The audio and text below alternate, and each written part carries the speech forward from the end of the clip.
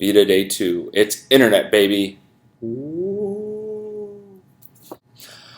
As somewhat of the elder statesman of VEDA, my internet story is going to be slightly different than probably most of the other ones you're going to hear. I first became aware of the internet in either late 1993 or early 1994, which was my freshman year in college. Some of my friends who attended larger schools made me aware of this thing called email. And I said, it was either my friend Dan or Jason who said, hey, do you have email down at Millikan? And I said, I don't know, what the frick is email? And they said, well, you should find out. And if you do, my email address is blah, blah, blah, and dot this and everything. And I was like, dot? And they're like, like a period. And I'm like, oh, why don't you just say period? Why do you say dot? So I went down to our computer lab and said, hey, do we have this email thing? And they said, oh, yeah, you just have to sign up here. And that was pretty much the only internet access we had at school was email. Email wasn't instant when it went out to the internet. Internally, it was, but when emailing with internet people, there could be an hour or so delay, which was still pretty cool because prior to that, you were either calling people on the phone or sending them actual letters.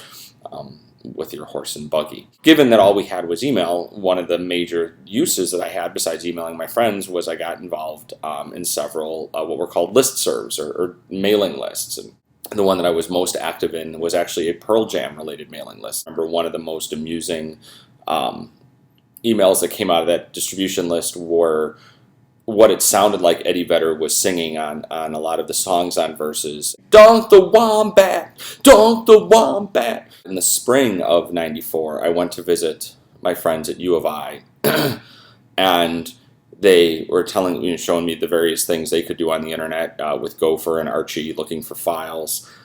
Fascinating stuff. One of them said, hey, we got this thing called Mosaic. It was kind of a big deal because prior to that, all you were doing with the internet was all text-based. For those of you who don't know the history, Mosaic was the first graphical web browser. It was created by Mark Andreessen at the University of Illinois Urbana-Champaign. You wouldn't have things like Chrome, and you wouldn't have the web as it is today if it wasn't for NCSA Mosaic. And yes, I've had my own domain name since 1997. Here are some early incarnations of what my website has looked like over the years, pre-blog.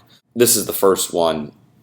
As you can see, I was apparently very much into what I looked like at the time and like pictures of myself all over my website. And it's the one big image map for those of you that know your HTMLs. Then I went through a phase for several years where I wanted my website to look like spoofs of major websites. This is what the Microsoft website looked like in the late 90s when I made my website look like it, hence the blue, although the random quote on there about Windows 95, I suppose, adds some irony to that. And then I had a little bit of time when I was spoofing CNET, and there's been more since then, but I just wanted to show you a couple really what I thought were kind of hilarious incarnations. Pretty much everybody knows how to Google, but I'm telling you, like around 2000-ish, about 12 years ago, just knowing even some basic search engine technology made you a technical wizard. I miss those days. And of course, one of the first uses that was displayed to me was to look at a dirty picture.